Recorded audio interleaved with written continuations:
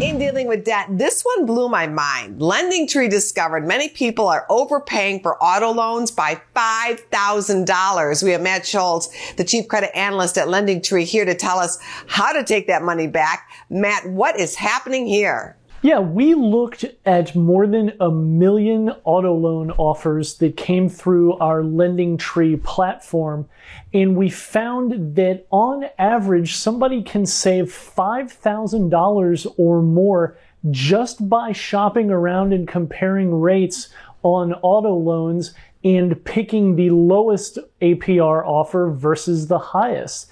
So the averages that we found were about 9% for a best offer and 14% for the highest. This was back in January.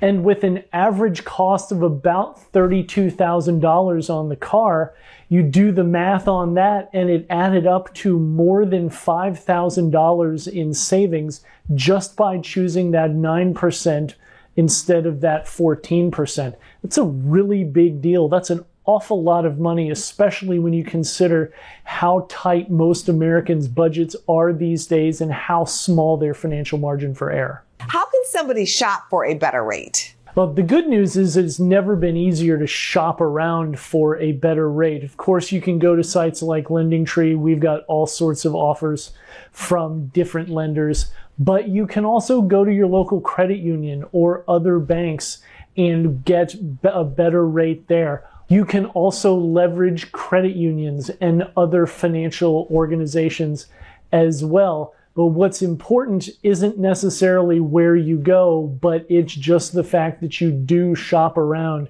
because the truth is that there is a difference among these lenders. And if you just take that first offer that you're given, especially if it's from a dealer, then you are probably going to end up paying too much. Is it important to get pre-approved to help people save money? Yeah, getting pre-approved is basically the whole ball game. It's so important because the reality is that that financing offer that you're going to get from the car dealer isn't going to be as good as that loan that you got pre-approved for at your credit union or on LendingTree or through another lender. Car dealerships just don't have the best deal. That's just how it is. What if somebody has a poor credit score? What can they do? Yeah, if you've got a low credit score, it is important to understand that credit is a marathon rather than a sprint. It's something that improves based on consistent effort over years. However, there are a couple of things that you can do that can make an impact on your credit score in fairly short order. One of them is to remove any mistakes that might be on your credit report. The truth is that more credit reports have errors on them than you would believe. Another thing that you can do is to call your credit card issuer and ask them for a higher credit limit on one or more of your credit cards. What this does is it improves your utilization rate, which is how much you owe compared to how much available credit you have.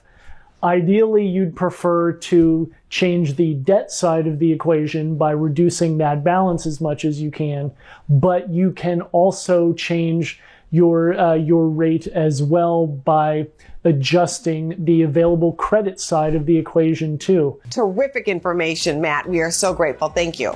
Thank you for having me, Angie. We'll see you next time. Go to businessfirstam.com for where to see our show on TV.